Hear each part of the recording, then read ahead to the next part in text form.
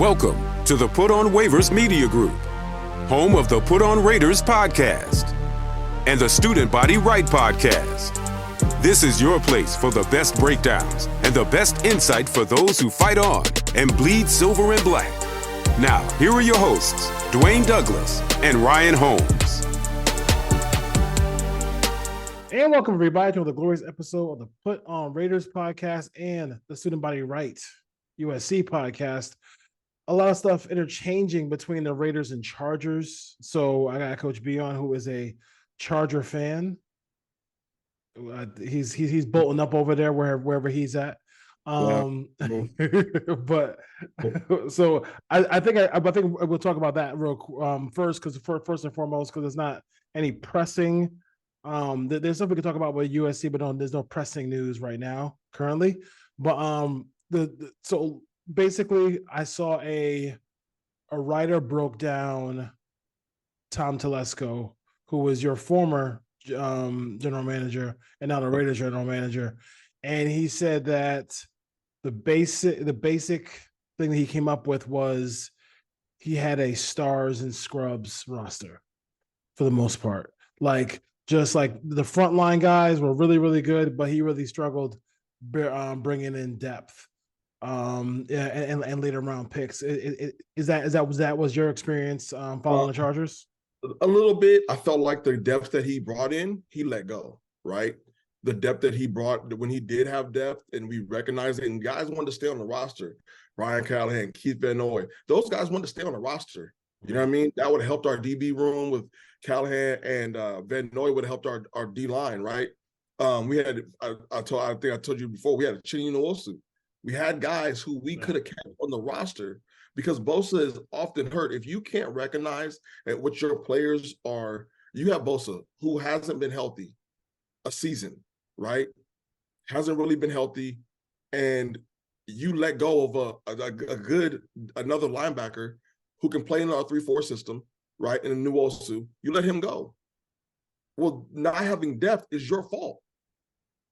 You feel what I'm saying? Like that. That's what I look at it. It's not that you couldn't put together a talented roster. It's not that you couldn't keep guys together. You chose not to. Guys who are willing to stay on veteran minimums, like Van Noy, right?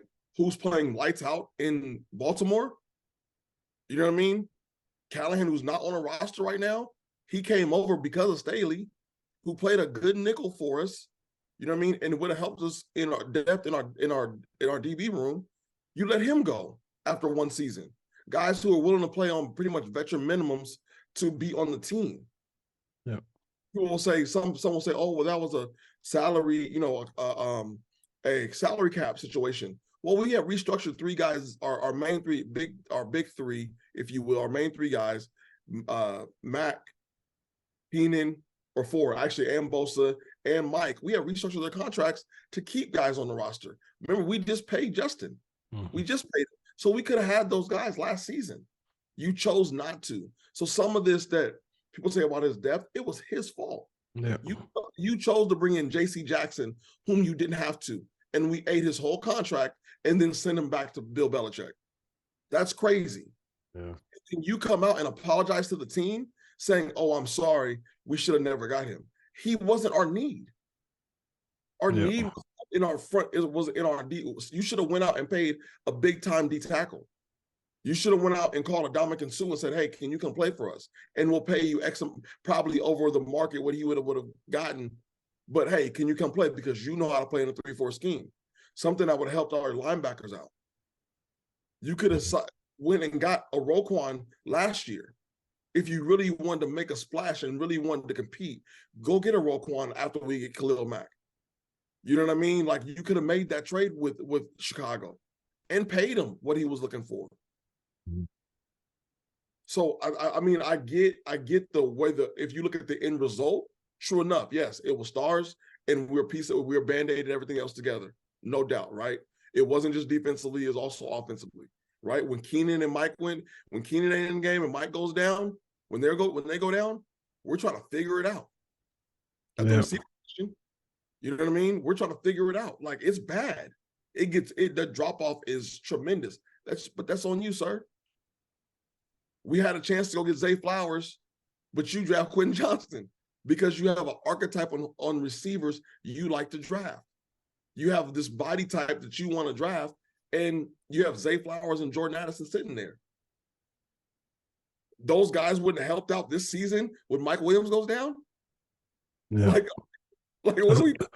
Especially the year that Addison had, and we all know Addison very well anyway. But yeah, Addison was a beast this year Right. in the rookie seasons for them. So as far as the Chargers going forward, as far as like, you know, the pieces, I just want somebody on Instagram broke down the salary cap, and they said, you know, they kind of said like if you do these couple of things, you get a lot of room, and it isn't as bad as everybody's making it out to be.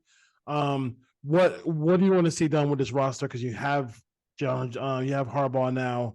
I know he's much more your style of coach. Absolutely. Type A personality, physical. Like, you know, Coach B loves those kind of coaches. So he's smiling already. So so what are your thoughts about who's staying and who's going? I'm okay with letting Bosa go. Like, I'm being honest, I'm okay with letting him go. He hasn't been on the field. That's the reason why we got Thule, right? Thule played well for us this year. Yep. So I'm okay with letting Bosa go. I think we need to address the middle linebacker position badly. I mean, I know we have to address our center position, right? Because we had Corey Lindsey, and he retired this season, but he didn't play all of that season because of his health. Not that he was hurt, he had a health scare, right? So he couldn't play. But I'm like I said, I'm okay with letting Bosa go. I think we need to really talk about Mike and talk about Keenan. Like, Keenan had a great year last year until Justin went down. When Justin went down, Keenan was like, I'm not playing. Like you said, people say what they want, right? Keenan was having a great year when Justin was. And then the week Justin says he's having surgery on his throwing hand, Keenan, they come out with the report, Keenan's has a hamstring. They're shutting him down for the season. Coincidence? I mean, he's like he wasn't having it. I don't think he really wasn't having it as far as that goes. I totally understand. I mean, as far as that goes, he wasn't feeling that whole situation there. So you got him going. What kind of year did Henley have? Who else was there? Henley played off. Henley was more special teams. Okay. I'm not sure if him and Staley just weren't clicking, because he got very rarely any snaps at the linebacker position. So I'm not sure if they just weren't clicking or what it was. Kendricks was there. I'm hoping we bring back Kendricks because we need the linebacker depth. Yeah. So we're going to need that for that. I mean, he didn't play bad. He didn't play great. So we're going to need that. We're going to need both. We're going to need that piece. So I think, you know, and we weren't paying him a whole hell of a lot, to be honest with you. We weren't paying him a whole bunch that it would hurt us. Eckler's going to be the one, right? I'm really interested to see what Jim does with Eckler, right? Because I think, honestly, I'm okay with letting Eckler go. I'm going to be honest. I'm okay with that. So, and if I'm Jim, you may not like it. I want to take a hard look at Josh Jacobs. I'm willing to talk really strong to Josh Jacobs because he's his type of back. Yeah. Jim Harbaugh type of back. Let's go look at Josh Jacobs. Let's go look at a Saquon if they're not willing to, like, let's go make a splash there, because and Jim knows this. In order to help our quarterback out, we're gonna have to run the football. He can't be leading the league in attempts again. You know what I mean? He can't do that for 4 seasons in a row. Like we were at certain points, he's just leading the league in attempts. Yeah, and I think for the years he was at San Francisco, they were in the bottom 5 in pass attempts. So because they ran the ball so much with the running backs they had there. So I mean, I know Raider Nation is not going to would probably. I mean, like, hey, we saw Marcus Allen play for the Chiefs.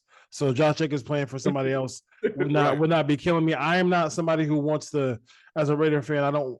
If they bring Jacobs back, I think having Antonio Pierce means that they might bring Jacobs back, but we'll see what Telesco does. I mean, I think Telesco has the roster, so we'll see there.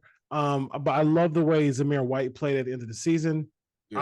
I'm willing to do that, and I'm willing to go get Harbaugh's boy, like in the third round, Blake Corum. Like, Yeah. you know what I mean? Like, I like to keep my running back young. As far as that goes, like I don't want to give like second and third contracts to running backs because I know if I can hit on a quarterback, I got to pay that quarterback at some point. So, so that's how I look at it. As far as for me, for Telesco, I just listen, as up and down as his drafts were with the Chargers, if he did those same drafts for the Raiders, we'd have been good. because we had Mayock, we had Gruden making picks, we had Ziegler, the unqualified crew making picks. At the very least, this guy is a professional. Like he's got ups and downs. Like we know what body types he likes. So if it's a small receiver like Zay Flowers and it's a big receiver like Quentin Johnson, he's taking a big receiver. Like what I mean? He just is. I mean, Mike Williams, whatever. And he did. I mean, you mentioned Keenan Allen. For me, like he's also a guy who he's a guy who could possibly make the Hall of Fame. Drafted him in the third round. I gotta give him props for that. But I could see. Do you think I've heard the backstory of like how the Spanos' sons or the family members, they're suing each other, they're doing all this stuff, and the son and the daughter, and that made it really difficult could that have made it a difficult work environment for Fusco? I think it's actually the opposite. I think they gave him they stayed out of it because they were dealing with their stuff, so he got to do whatever he wanted. Right? I felt like that was he got to control the narrative. He got to do whatever he wanted. It was him and Staley, which is why I think they stayed along. So that's why I think they stayed together Staley stayed so long, and that's eventually why they both got fired together. Yeah, because it got to a point to where we're paying these coaches for cheap, right? The Anthony Lynn's, the Staleys, like we're paying these coaches cheap contracts because we call them Coupon Tom. Yeah, like you're cheap, bro. Like we can't keep going down the same road every time, and then it's like, okay, that's why when you heard Spanos after we fired them, he made it a point to say we're going to pay. We are willing to pay. He made it public. We're willing to pay for coaches. Because if you get Harbaugh, you're getting the sports science stuff. You're getting his assistants. You're getting. I mean, this is a guy who took a pay cut to pay his assistants, and it paid off for him in a couple of years later because they ended up winning a national championship. So it worked out for him as far as that goes. And the Chargers are hoping that it works out for them as well. And I think this was the only job that he would have came back for because I think his family wanted to. He has a whole history out in California. Yep. I'm sure his wife, after 9 years in Ann Arbor, could not wait to come to California. Happy wife, happy life, right? So I'm sure. He started in San Diego. Yeah. He made it very clear very early that he wanted to work with Justin. He's made that was a clear thing. And I think and so that kind of worries me. I'm not gonna lie, because what you said was a valid point, right? They had the least amount of attempts when he's in San Francisco, but now you got a quarterback that you really want to work with. That makes me fearful that you were gonna come out seeing the old Jim Harbaugh, like he's feeling his glory days. That it's the player he never had it. He has somebody who can sling it. Yeah, he does. He does be creative. Yeah, any worries about him? Because obviously they hired him first. Right. So they hired him first, so he's gonna have the autonomy that he didn't have when he was with Trent Baalke and everything like that. Are you worried about that dynamic? Because usually that has been the downfall of a lot of coaches. But I do think, like when Carroll came to the NFL, those first 2 years, because they were recruiting and know all these players in college, they were hitting on picks all day and all night. I think that could be a possibility for the Chargers as well. Well, I think that's the good thing, right? So here's the thing. I think this is the reason why we hired. I think Jim was our first target all along. And I told you many times before, he was my first target. Yeah. But I think the reason is because Jim doesn't get along with people.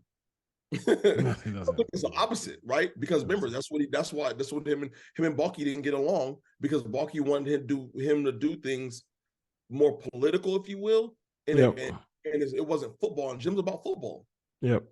You know what I mean? 100%. I'll never forget. I was living up in Northern California when they had the groundbreaking ceremony for the new stadium, and Harbaugh had the team practice that day because Balky wanted them to show up. So he had the whole team practice, so they didn't show up to the thing. Like you know what I mean? Like he does things that's about football. So let's say he's part of, like, Harbaugh has head coaching and player personnel, cool, right? You put a GM in place that's just a capologist. Let him handle the right. I always say you're a GM, but your real title is head of finance. You're the head of finance guy. I want you to stay as far away from football as possible. And at some point, we need a break. We need a difference. We need something different, into where we need somebody who's going to come in, who's going to be there and say, and like you said, first 2 years, kill the picks. You know what I mean? And the only thing about Pete that I think Jim is different is Jim, he wants to win differently. He doesn't. He's not a. And I'm willing to give him grace because he's not a. I don't have to win right now. I just got to get better every day. Pete was, I need to win right now because he had so much success. Right now. Like, I need to win right now. Right. And I think Pete later on in his last couple of years missed on picks. He missed on things because of that win right now mentality. He missed on things because he wanted to win right now. He missed on, like, maybe going to get sitting a Hendon Hooker behind Geno Smith to prepare for Geno Smith leaving, right? I think you missed on some things where you could have prepared your team going to get the interior linemen, not just tackles, but addressing the interior O-line, because you have these running backs back there. But now, and you've had experience with running backs that are consistently getting hurt. Address that. Yeah. You know what I mean? So that's why Jim's about the trenches. So it is 100%. You saw that you saw that at Michigan this year, all about the trenches. I do think the last thing before we flip over to the USC side, talking a little Raiders and Chargers with Coach B. I think my favorite Jim moment, Jim Harbaugh moment, is when the owner tries to walk into the locker room. And he looks at the owner and says, "Only football personnel allowed in here." Yeah, I love that. Like, that to me, like, bro, why are you here? Like, I'm dying. I was dead when I heard that story. I was dead. You know what the players? You know what the players like? The players like, yes, exactly.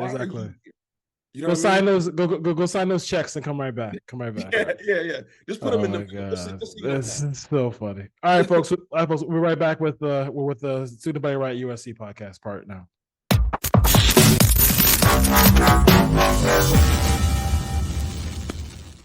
The hat is the hat. It's the killer, man. If Coach B walks in the room with the hat, you already know it's ready to talk some USC football all day, right? So I think the first thing I want to ask too is, like, we all know, listen, nepotism and coaching is incredible. The fact that any program, any Power 5 program, big time program, wanted Alex Grinch as part of their linebacking or safeties, whatever he's coaching now at Wisconsin. Safeties. I'm like, please let him coach your safeties. Right. Exactly. But we all know he got hired. He got fired a year too late. Should have got hired right after the Tulane game.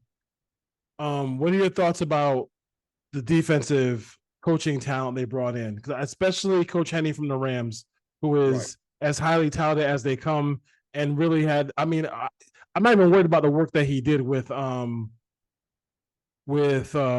Donald, but I'm talking about Kobe Turner. I mean, the two rookies they had who had 20 sacks combined, had a bunch of pressures. Like, everybody, I mean, DeMarco Farr has talked about it. All these guys have talked about what a great addition he is to the USC the USC staff. So I'm like I said, I'm cautiously optimistic, right? Okay, got you. Fair. I want this team to be great. I want this defense to be great. I want our defense to look better, right? I tell people all the time, if we had a top 60 defense in the country, 6-0. Yes. we would have won the national championship. Yeah, we would have. We needed a top 60. Instead, we were in the hundreds. Under Connecticut. Like that doesn't make any sense. Yeah, it's crazy. So to me, I'm like, if we like, and look, I wasn't a big fan of our DC. I thought his best game was against us. When he was at UCLA, his best game was against us, and I felt like when I went back and looked at him, like that was your best game. So now what? Because I've seen other games where you guys underperformed. I've seen, and that was too many games. But when you add in head coaches and DCs to be position coaches, that's something to me. Yeah, 100%. So that's to me, when you bring in a DC to be your DB coach, right? When you bring in a head coach of a national championship winning program to be your linebackers coach, right? Yeah. Like when you bring in, you go get the NFL guy, right? And you look at the work he's done. Clearly, if you can see the difference between the Kobe Turner when he was in college versus when he was elite. Just moves, just body, how he's moving with his body type. All those things play in his hand fighting is way different than it was in no question. And then you have already day one, you're bringing Aaron Donald on campus. Aaron Donald hadn't been on campus. Yeah. Aaron Donald has, I venture to say Aaron Donald probably just drove by our campus. Maybe, yeah. Maybe. And now we're just to get some food somewhere down there. Yeah. He wants some food. He wants some food in that area. And was like, oh, that's USC? Okay, that's cool. Right. You know what I mean? Like, that's it, right? So to me, like you're bringing guys on campus that can help us, help our linemen. I'm sure he's going to be in the room helping them in camp when he can. But I do love that hire. But like I said, I'm cautiously optimistic. I want to tackle. I want to see how we play our zones. I want to see how the whole thing comes together. You know what I mean? Yeah, I will say that just covering a lot of because I do too many shows, but as it is, but like I do this show, I do the Raiders show, and I do a show where we're just examining quarterbacks, and I know that a lot of people, are just they want people who are running that Ravens defense.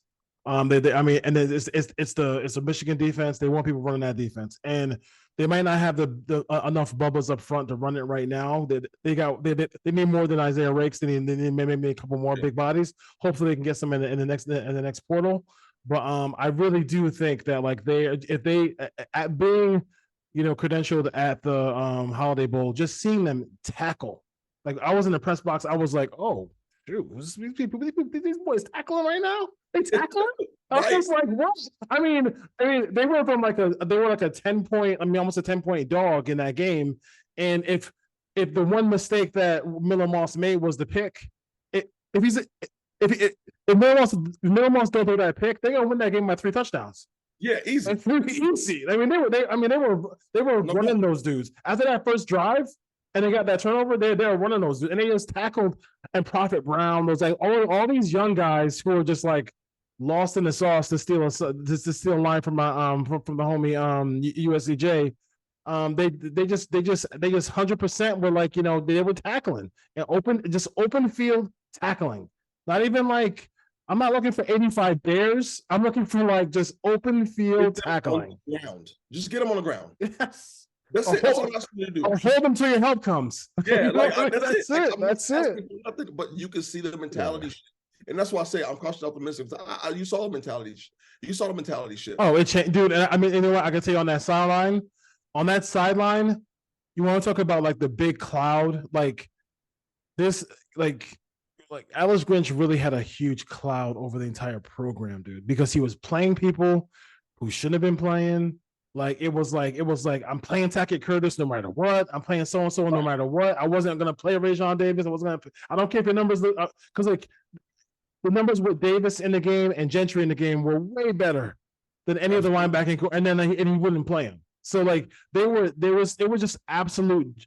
That's what I was expecting to see out of a USC team. Like the joy they had playing with each other was probably the best part, and just seeing it like face to face with them on the sideline was absolutely that was the funnest part of being at the Holiday Bowl. And like where the Tulane game, we should have paid attention to it a little bit more and say that that's a precursor for this season, for last season. because it basically was like what it was. I think this game. I think this game could help propel them into like you found out about Miller Moss, you found out about a lot if some of these receivers. I mean, I don't know what they were thinking about putting Makai Lemon on with the DBs. That boy could, but he's an athlete. He can ball, cousin. He could ball. The receiving core is going to be. They probably need one veteran. That's why I'm kind of disappointed that Michael Jackson didn't stay, because I feel like Michael Jackson could have been. Like Michael Jackson, could have been that Taj Washington. Maybe they'll find a Taj Washington. They need that veteran guy. Mario Williams didn't do much, so if he left, that's fine. And he ended up going to Tulane, so it's not ain't that big of a deal. But the veteran, they need one veteran. I think one veteran receiver, and then they'll be good, and they'll be good to go. But besides that, that core, and then talk about Elijah Page at left tackle. That was. Dude, he wasn't like USC actually had more people who were like away from the team than Louisville, and they couldn't touch. They could. I mean, maybe like one or two plays they got in on Miller Moss, but whoever was over trying to get to the left tackle, you can forget about it. Like Elijah was like, nah, bro, it ain't happening. And you saw the technique, right? You saw what I saw was kids play free. That's what I saw. I saw kids play free.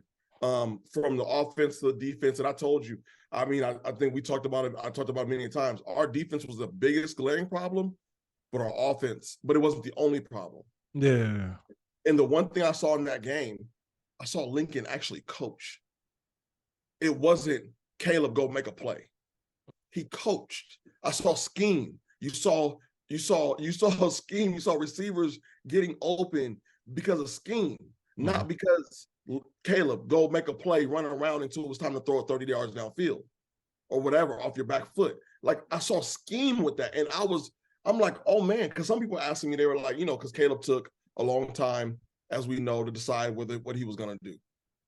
He always does that though. So, well, yeah, and I'm okay with that.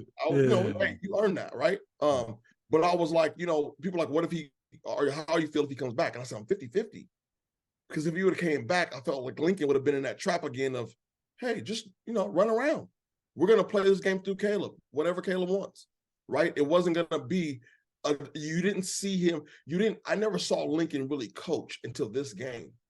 Like into that Holiday Bowl, I saw him actually communicating with the quarterback, not Cliff communicating with Caleb, him communicating with Miller Moss, right? You saw the run game become something. Like you saw the offense become something under Miller Moss, because Lincoln it wasn't just like I said, we're gonna let the Caleb do whatever he wants. And we're gonna the receiver scheme was terrible most of the time. You knew when we're running screen game. You knew when we're running, you knew when the big play was coming. It was predictable. I think the other thing I liked about the game was, and I made a note of this to always put this down. When there's a long period of time, and then a coach has an opportunity to prepare for one opponent who's a good coach, they usually come out on top. Like Andy Reid, always 2 weeks to 2 weeks to prepare, almost always wins. This is what I saw from him in this game. Like it was like, even when they scored, Louisville scored that first drive, I was like, this is the day they're playing. Like they're not, this moment isn't too big for them. So it was good to see that as far as that goes. People want to know too, like the transfers, who they got in. Who are you most excited to see? I just did a video on Jaquarius Marks. He's going to fit right. He's going to fit perfectly into this system. He catches the ball out of the backfield fluidly. The guy is, once he gets to the edge, and he also can run between the tackles as well. But who's one of these guys that you're kind of anxious to see play for? Like a big D lineman, Isaiah. Like I like a big D lineman. Like I think that was huge for us. That's huge, guys. Him and Bear. Like I'm so interested to see that, because, bro, in the Big Ten, if you stop the run, it's over. It's over. This game over. It's absolutely game over. Like it's game over. And like, to me, like the best thing I like about Isaiah Rakes is when he did the US when we did like his little video. They always do a video when they get somebody to come on the team. He had a USC shirt on, USC jacket on. one of them starter joints that barely fit him, no shirt, belly out. I'm like, Right. yo, that's the kind of lineman I want. That's a hog. That's That's what I guy. want. That's what I want. That's the dirty work guys. Yeah, You know, exactly. those guys, I want to see like they're gonna do work. You know what I mean? That's the guy that's gonna come in and punch you in the mouth. And he's not afraid. And I believe he's one of those guys that you remember like last year, right? When Bear went off the field, you noticed it. Like it was no. Well, it was the Utah game where he got thrown out on that ridiculous late hit. Well, I mean, it was over. In Colorado, right? Look at Colorado. Yeah. The Colorado game when he gets thrown, when he can't play, he doesn't play the whole first half. Yeah, it's a big difference. It's a big difference. I do think also it says a lot about Humphrey and Ramsey to come over with their coach. I like that as well to kind of solidify that secondary. I'm anxious to see what Nate Clifton brings to the table, but it should be interesting to see what happens. And I'm trying to get a coach from Tufts on because I gotta find out about this Jaden Richardson kid, like from D3. He broke every single receiving record out there. I gotta see what they have for him. Do you think that Jaden Maeva, right? Obviously, his tape is really good. Yeah, for a freshman. Yeah, he played UNLV last year. Do you feel like? I mean, I think they're gonna have some packages for him because he's a legit 6'4". He can run, got a huge arm. I'm not saying but just to keep him. If you want to keep, because I don't think if Juju comes, usually those guys don't play as freshmen. So, you can play as a freshman. I don't know. I mean, we'll see. I don't know. I mean, he can sling it. He can sling it. He can sling. Kids. So I looked at there's not too many kids I look at, and I look at their high school tape. Yeah. Right. And I say, okay, that guy is a guy. Yeah. Oh, he's good. Next level, right? Yeah, he's good. There's only a few. Like Nico was like that. I looked at Nico, and I said Nico can play at the next level. Yeah. Told them like last year he should have played and took Joe Milton's job. Simple as that. Nothing to talk about. That guy, Juju he's a different. Juju's. I mean, hopefully they can hold on to him, but because I know he's in Georgia, so I mean, he reclassed and that perked everybody's ears up, right? To start recruiting him. I think we'll still hold on to him. The thing about it is, I think Maeva might start this year. Don't be surprised if he wins the game because you know what Lincoln likes. Lincoln likes the mobility. More than anything, Lincoln loves mobility. I got you, but I just feel like 3 years in the system is going to be. I mean, that's something for Miller. I don't disagree with you, and you know what right? I'm not disagreeing with you there. Yeah, right? I think if we go with Miller, that's a safe pick, no doubt, and I'm okay with Miller Moss. It's a safe pick. I just think that that wow factor, that splash factor, that other element of playing above the scheme, Lincoln likes, which is part of our downfall with Caleb. Caleb played above the scheme too much. You know what I mean? Like it was too much above the scheme. So I think going into the spring game, I think we're gonna know that's gonna tell us a lot. Going to the spring game, we're gonna learn a lot that day. Yeah, that should be interesting. On all fronts, we'll learn a lot about that. I got to make sure I make it out there this year for the spring game. Anything else before we head out? It's good talking to you, man. Good talking to you. It was good to get you. Good. I know we've been trying to link up, but it wasn't happening. But happy to have you back. But anything else about SC you wanna roll with before we head out of here? I know we need one more big body up front. And center is something to talk about. But this dude, the freshman, I can't remember his name now. He is pushing the button, talking about he want to start from day one. You know what I mean? Zamella, whatever his name is. Yeah. He wants to play from day one. So if I got a kid like trying to knock down my door to get in the weight room and do all this stuff to try to do whatever he can to play freshman year game one versus LSU at Allegiant, then less. I mean, like I'm not gonna try to squash his dreams. So hey, listen, if he's doing everything that he can, right, and he gets out there and he performs, You know what I mean? Play him. Yeah. And you got to look at the chemistry with the quarterbacks, right? Exactly. Yeah. And how is he commanded? I'm okay with that. You know what I mean? If I'm not mistaken, I remember the Khalil started early. You know what I mean?